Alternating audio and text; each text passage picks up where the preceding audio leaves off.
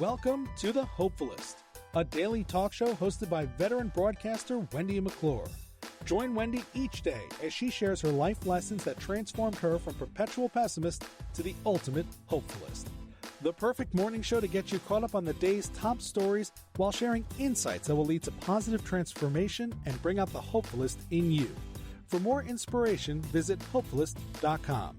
And now, here's your host and hopefulist, Wendy McClure. Good morning, people. We made it. It's Friday. Happy Cocktail Friday. I hope you get to enjoy a cold adult beverage later today. It's going to be a hot one. Heat and humidity. I don't think we're supposed to get any storms today. Tomorrow, they're saying a chance of storms throughout the afternoon.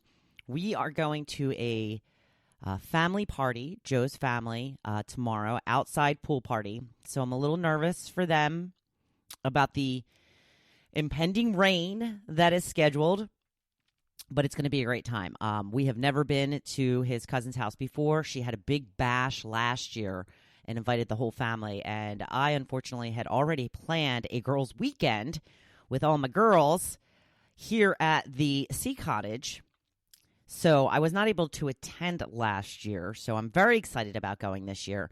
This is a part of his family that I get together with once or twice a year for some girls' weekends, either here or at his aunt's shore house in Seattle City. And they're just a great group of girls, a great bunch of people in his family, and looking very much forward to that. Hopefully the rain will hold off. So, yes, today, August 2nd, 2019. I am a little late in bringing up the date, but there you go. Today's blog post I'm going to be talking about in just a little bit. Mean people suck. Yeah, they do. This is Change Your Perception Week, and I'm going to try to help you change your perception of these mean people. They're always going to suck, but maybe we can change the way we look at the way they treat us. That is the topic for today.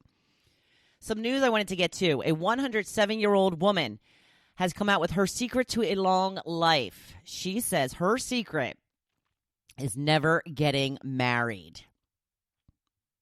Her 102-year-old sister says, I wish I didn't get married.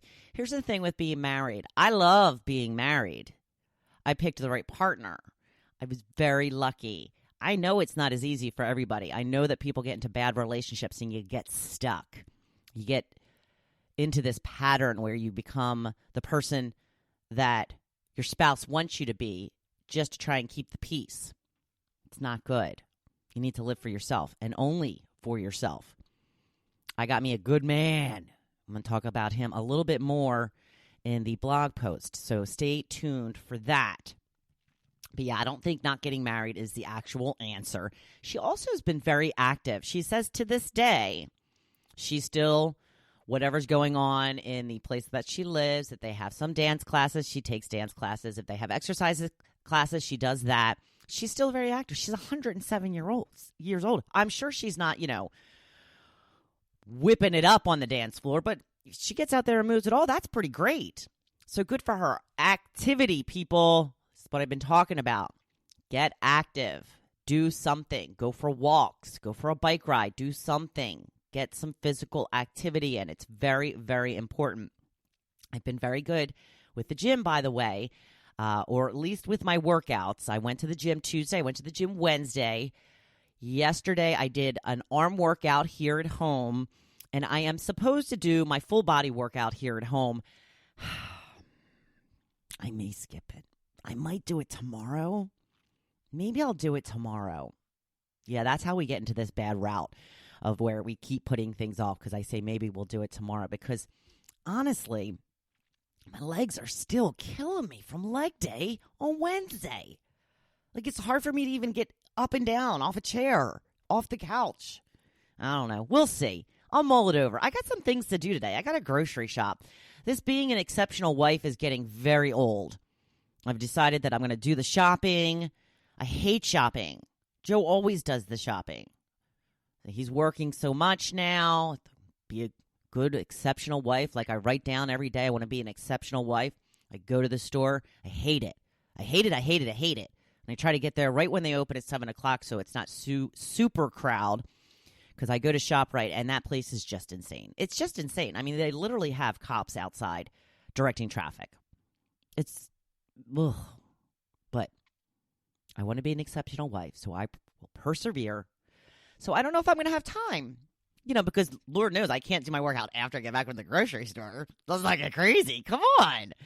So we'll see. I'll keep you posted. I'll let you know on Monday whether I did my workout today or tomorrow.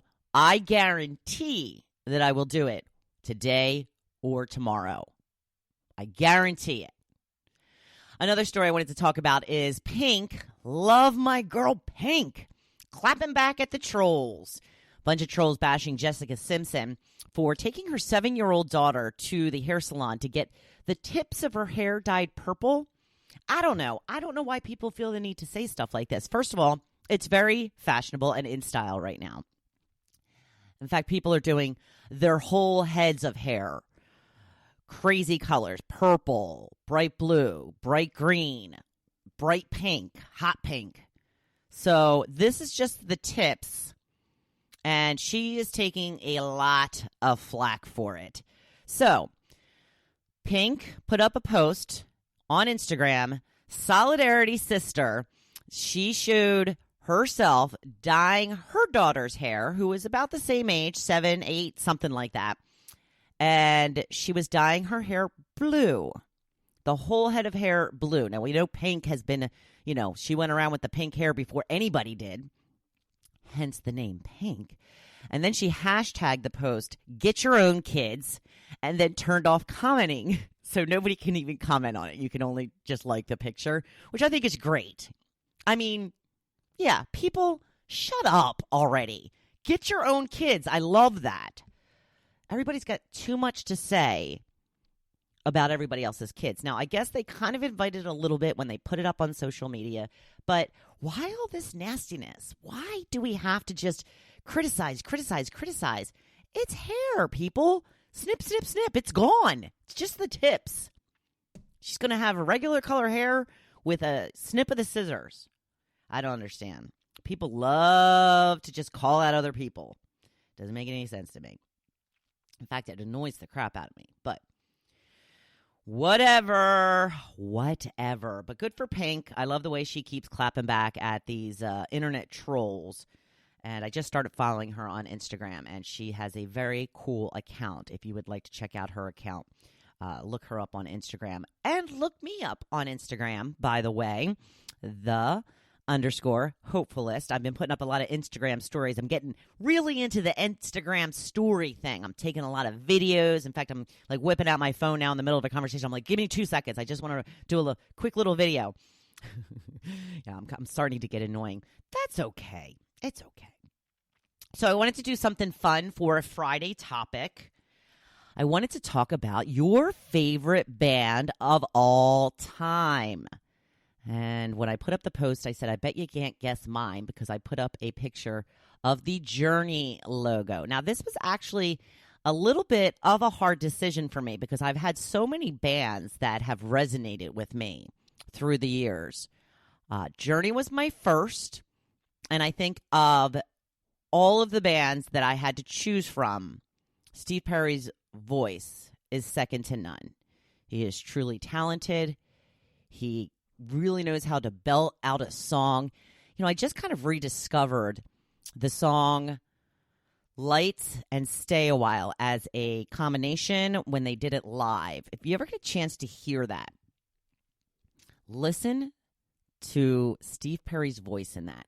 Once they go from Lights to Stay a While, just the way he sings that song, it just makes me fall in lust with him all over again. Man, guy can sing. His voice not quite the same as it was back then, but we still know it's our Steve Perry. So the other choices that I had, Bon Jovi, huge impact on me. I grew up with Bon Jovi. I had every album.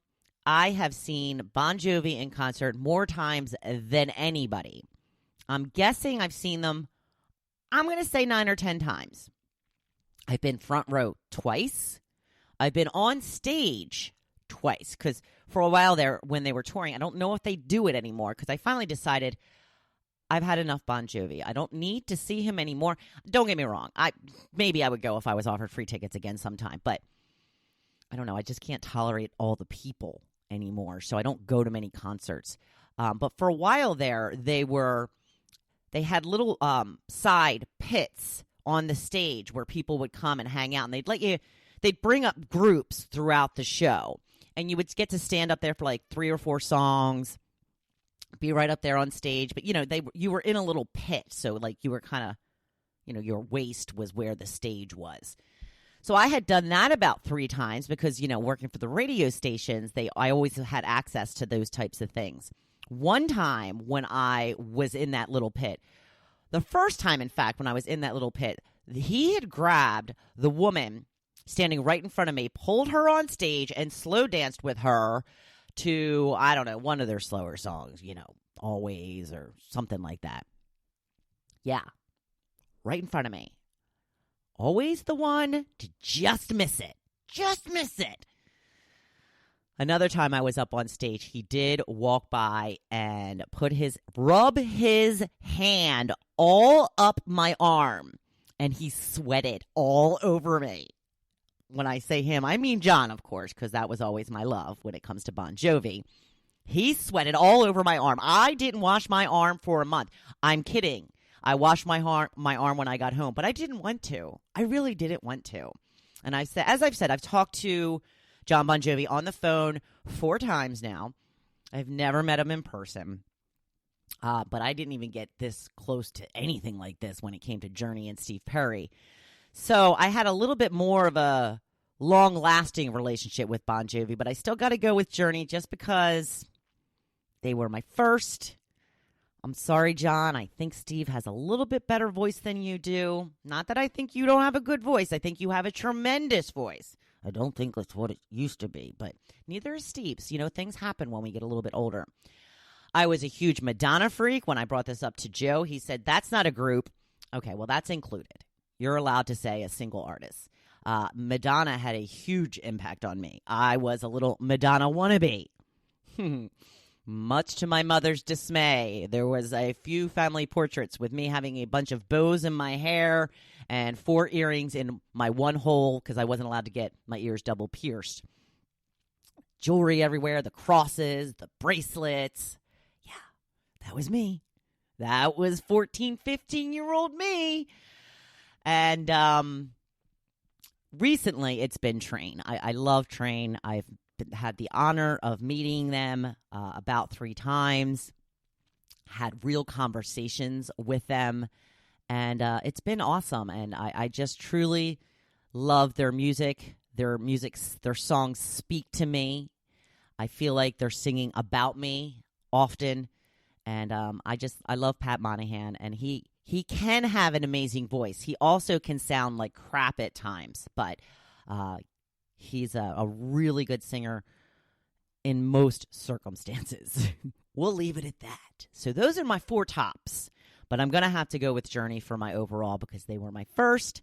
And I do believe that Steve Perry is the most talented out of all of them. And don't even talk to me about Journey without Steve Perry.